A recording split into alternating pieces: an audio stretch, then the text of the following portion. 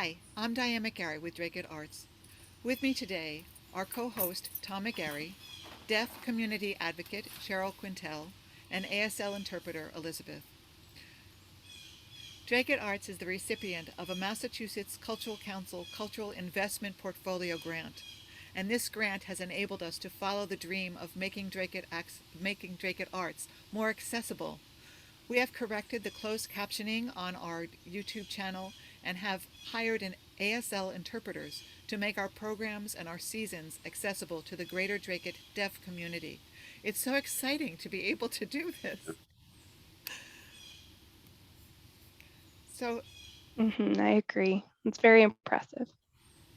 And especially when I first met you, and for example, when you sent me all of the videos, those were amazing. I could see everything clearly. It was a wonderful job. oh, good. Yay! Definitely. You should be very proud. Not many places have accessibility like that. So I'm very proud to be part of this. Thank you so much. I'm glad you're here too. So, could you explain to people why ASL is so important? Because a lot of people think closed captioning is enough, and actually, I was surprised at how bad a lot of the closed captioning was. Words are wrong. Words are so wrong you can't even figure out what someone is saying. Yes, definitely. And ASL, the language itself is very visual. It's a visual language. Same as spoken language, that's its own language. People speak and they hear each other. It's the same concept with American Sign Language, except you use your eyes. Instead of using your mouths and your ears to speak and hear, you use your eyes for all of it. So it's a visual language, and it has its own rules. American Sign Language has its own sentence structure, and it's not the same as English. English has, for example, subject, verb, and object, but in American Sign Language, it's actually flipped. It's an object, subject, verb. The verb is last. So there's many differences. Huh. Where did sign language come from? Sure. Yeah, I can tell you, I love history, honestly. But a very long time ago in 1817, there was a man named Thomas Gallaudet, and that's his name sign, Thomas Gallaudet. But you've heard of Gallaudet University in Washington, D.C. I'm sure you've heard of that. But it's the only deaf university in the entire world. There's only one. And so it's the only one in history, and it's still running, it's still operational, and it's been there since I believe it was 1856. I'll have to go back and look, but that's when Thomas Gallaudet, he was part of the founding of Gallaudet University. He founded it later, but Thomas Gallaudet, he traveled to Europe and he met some people in France. And so there was a French man there whose name was Laurent Clark. And so he met another French little girl, and she was deaf and she could sign. She was using French Sign Language. And he decided that he wanted to ask her and ask Clark to come back to America and help to teach some of the children here in America. Before that, there was no sign language. French people were the first ones to have that. So we borrowed a lot of their language and a lot of their signs and brought it back here to America in 1817. At that point, Laurent Clark became a deaf teacher as well. For the American school, there was one that was founded in 1817 after traveling to France and to Europe. So he started teaching deaf children there. And then after that, it spread all across the US. There were more deaf schools that were set up all over the place for deaf children. So, we've had sign language for 200 years. Yes, exactly. Wow. So now we are, of course, changing it from French Sign Language. Now it's become American Sign Language. There are things that we've borrowed, elements we've borrowed from the French, and then have adapted it, and it's become our own American Sign Language. Are there other sign languages for other countries? Oh, yes, yes. There are many countries have their own. For example, there's Japanese Sign Language. There is Korean Sign Language. There's pretty much any country you can think of, they have their own, except for Canada. Canada actually shares with America. They use American Sign Language. So yeah, Canadians tend to have the same sign language we do. So you would have the same difficulty understanding someone from a different country as we would if we didn't speak the same oral language.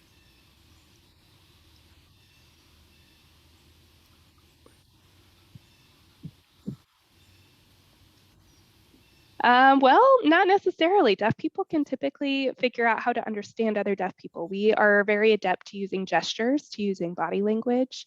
So we can typically figure it out.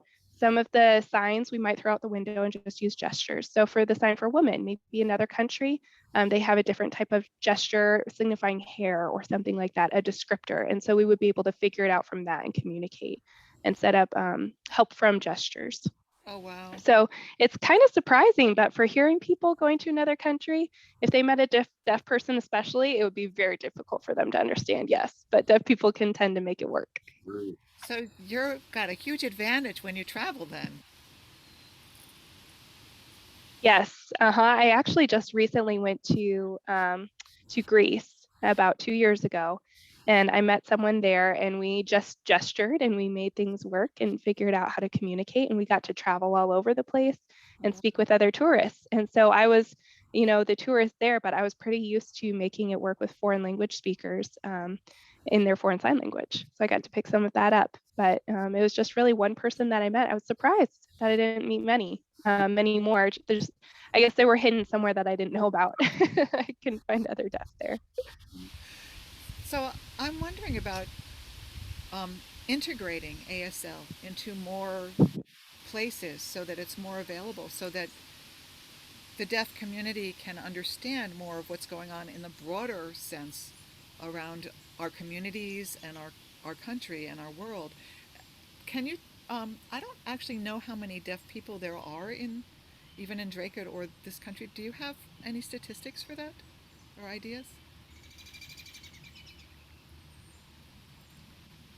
Yeah, you're absolutely right. Actually, sign language is still, a lot of people can't figure out how to make it more widespread.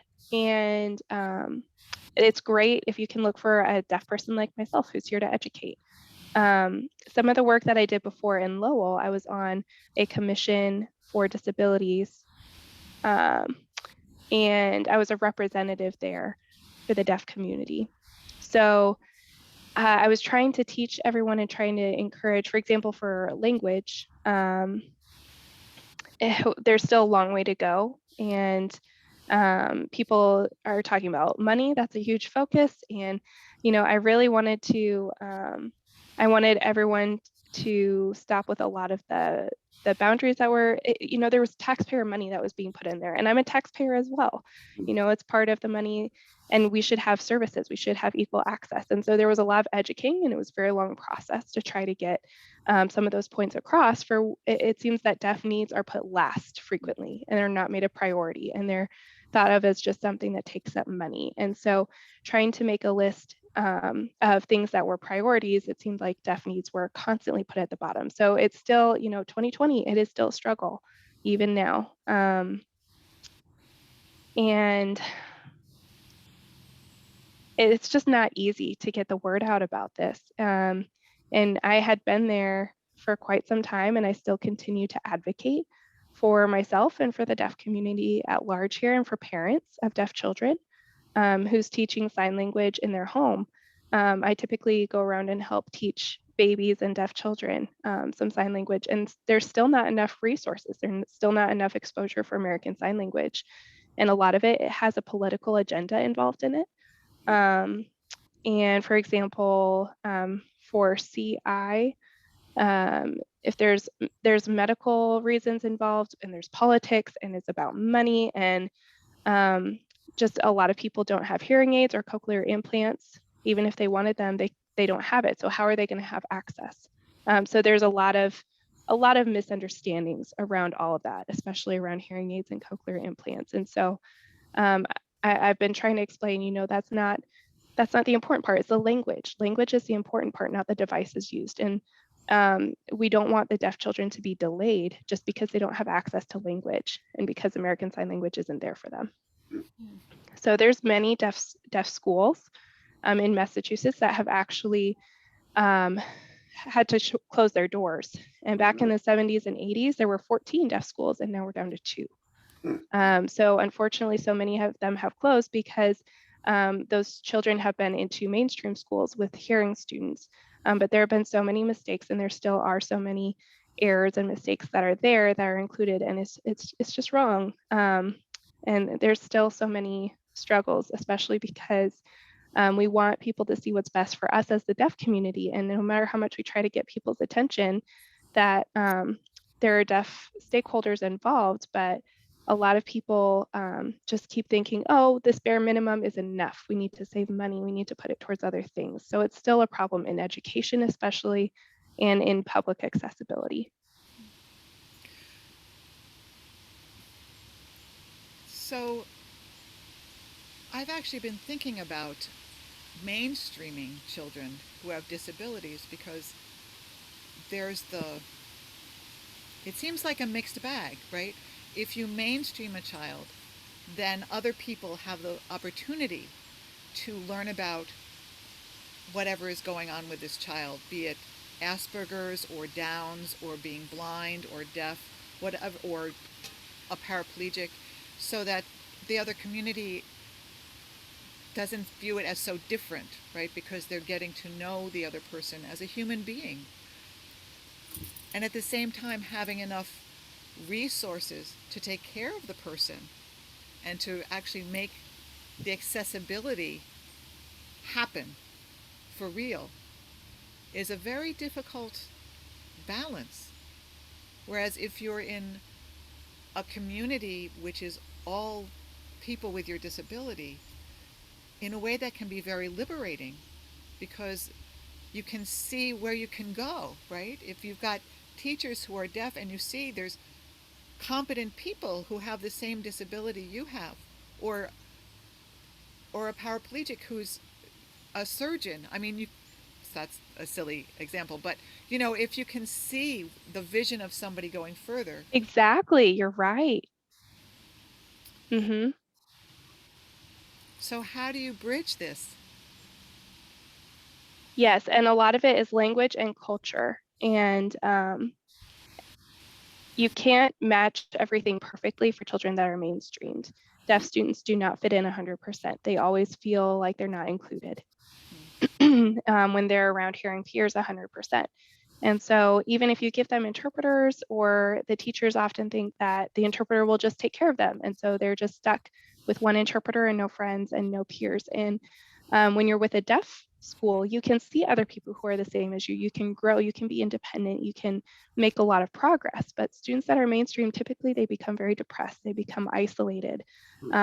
People just don't even realize they think they're fine because they have an interpreter or they have something like that. And inside they're hurting a lot. So I've been a strong advocate for deaf children in future generations. I want to have what's best for them. I remember what it was like when I was small, and I remember seeing some of those dynamics. I witnessed it myself. So yes, as an adult who's deaf, I want to get the word out more that it's not great to mainstream. For these deaf children to be able to grow, to be better, just putting them in the school system and letting the school system to take care of it, there's still so many mistakes that are happening. And it's really a parent's responsibility to make sure that their deaf child has access to everything that they need before they put them into the school system. So there's a lot of errors still. There's a lot of trust that goes into the school system, thinking that they will take care of it all, and it's often not adequate. I was actually surprised, and I felt really silly because I had observed this before, but at a town meeting, there was no way for anybody who couldn't hear and speak to participate. And I had never thought about it until, we've been working on this huge project, and the disabilities law has been there for such a long time. But is it expected that if somebody's deaf wants to participate, they're going to say, I want to be there, and then the town gets an interpreter? Or is it supposed to be the other way around, that there's an interpreter, so if the people show up, they're taken care of? I mean, it's an interesting question, because I also thought, well, we have so many committees, and all of these programs are recorded and aired on Access TV. We're not the only community that does that, but there's no closed captioning even. So unless you can read lips, you're still excluded. Mm-hmm. Yes, and deaf people have such a wide range of ways that they get access. They're not all the same. Some people, like for myself, I am completely deaf. I'm profoundly deaf. And I have been since I was 2 years old. I was born hearing and I became deaf when I was two. I had spinal meningitis and became deaf at 2 years old. So um, there's a variety though. There's some people who have been born deaf. There's some people who became deaf later in life, or they're hard of hearing, or they've never used sign language and they've only read lips their entire life. So there's just such a huge variety. We are not the same in terms of how we need our language. Um, and there's a lot of parents, a lot of philosophies. There was a philosophy for a long time against sign language. So my parents honestly were opposed to sign language, and they regretted it later, that they were trying to. Now they see what a beautiful language it is. I was only 12 or 13 years old. My parents quickly fixed it and put me back in school where I could use sign language, and I was very grateful for that. But today, still, there's such a wide variety. There's again so much trust in the school system, and a lot of the people in the school system just have no idea about accessibility. So it's kind of a big mess, and it needs a lot of deaf educators to be involved. And hearing people have just taken over, trying to teach deaf children and trying to teach what it should look like to educate the deaf. And it shouldn't be their job. It should be the job of deaf people to be able to do that. Period. So what would you like to see? A lot of people just think that it's better for a hearing person to take over and teach everything. And that can lead to a lot of mistakes in education as well. It ASL it is a wonderful language, and for my hearing children, they have two languages. They're bilingual. First ASL, and second was English.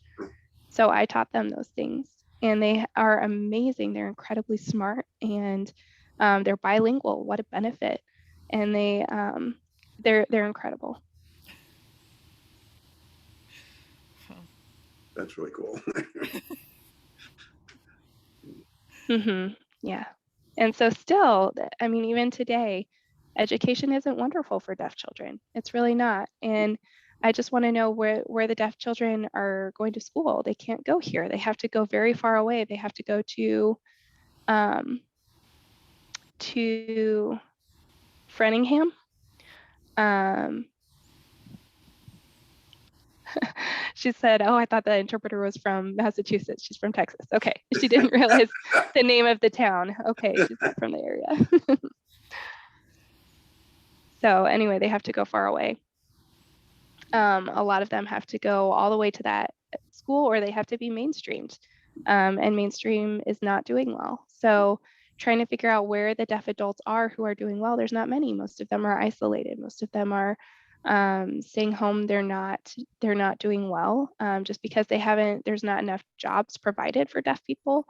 Deaf people need jobs, and so there's not enough of that. And most people keep saying that they don't need any workers because they see someone who's deaf applying. And so there's a lot of issues. Mm.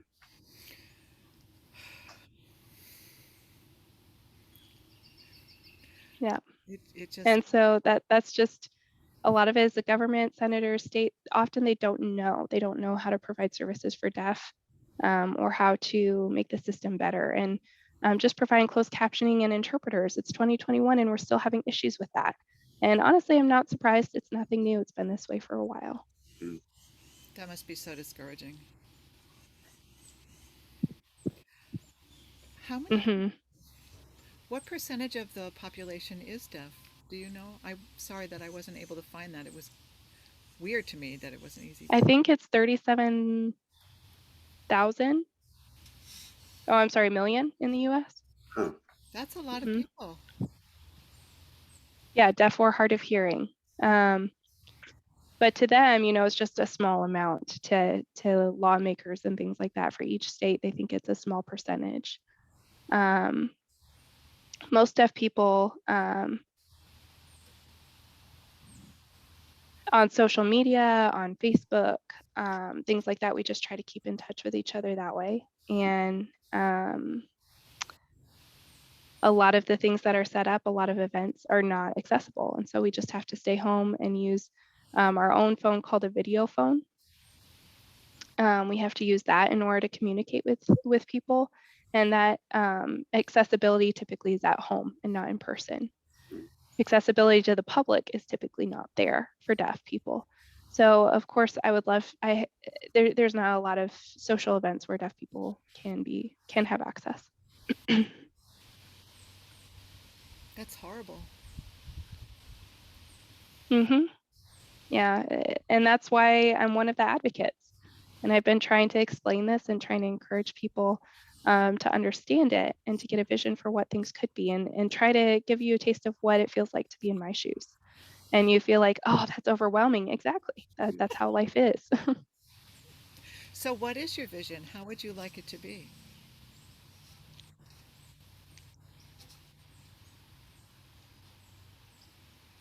um, I would love to have more awareness and more exposure. And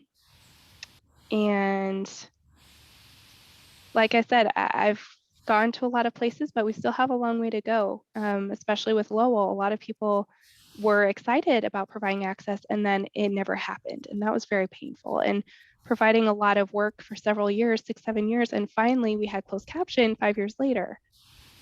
So it took 5 years of work and pushing to finally get that, a very long time. So it's my hope that things can get better now. And because there's two um, ending racism and ending autism. Those are two things that I would like to see happen. And really all the isms. But one thing that we need to, and those are things we need to unpack and we need to work through still. So racism and autism, um, and that's hearing people oppressing deaf people, preferring to speak over a deaf person so that they can't be addressed, ignoring or not giving closed caption. It's that type of attitude that is still rampant in 2021.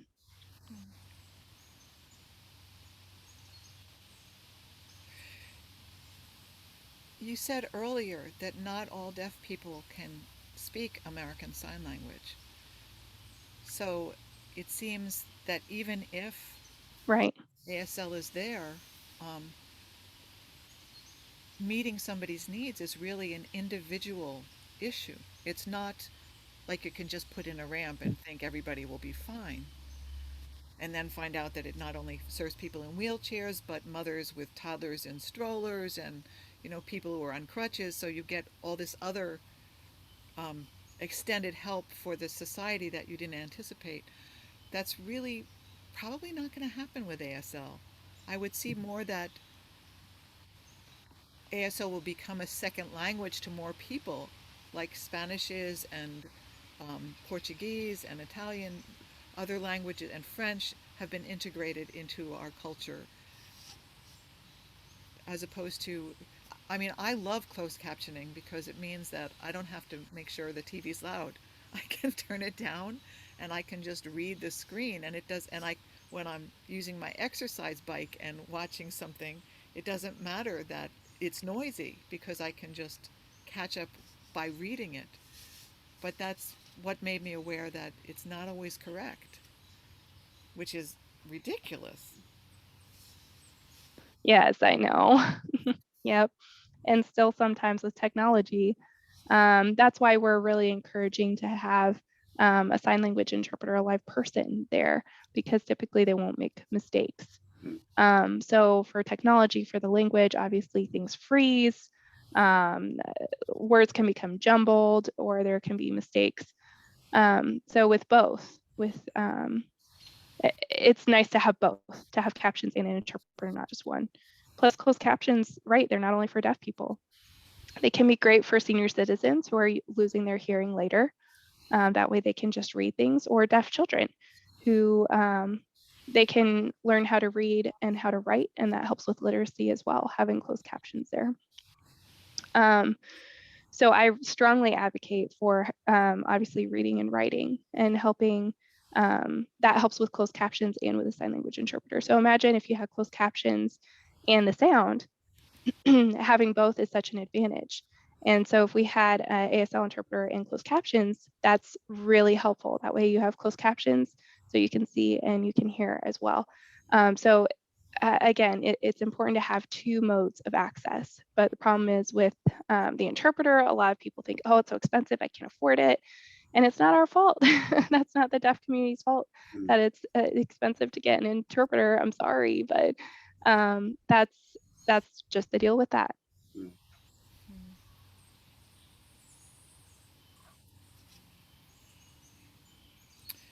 It makes me think of what inclusion really means. Do we really want to include everyone who's different from us? Right, exactly. And if we're not inclusive, then who gets left out? People with disabilities, people who are deaf, people who are in minorities. And so we have to think about the repercussions of that. Mm-hmm. And that's part of what it looks like. If you're not inclusive, then it means me and a whole bunch of other people, deaf parents or deaf children or adults, from babies all the way up to senior citizens, people of color, they could get excluded. You know, if you start excluding all these different minorities and all these different groups, often the problem is privilege, just not knowing what you have. Or a lot of us don't have that type of privilege to not think about it. So it's a lot to unpack. It's a lot to think through of your own privilege, and it's not always just the town hall. I've been trying to get their attention for a while that this is privilege, just being able to access everything without having to advocate for yourself. So we have a long way to go, definitely, for sure. But I'm still going to keep advocating, and I'm still going to be on Facebook trying to make people aware, trying to get the word out for right now, especially because of COVID. Everything's kind of been put on hold. So once things start opening again and we see how things get back to normal, I'm happy to resume advocating for those things again. Well, I can only tell you that my world is richer when it includes people who aren't like me.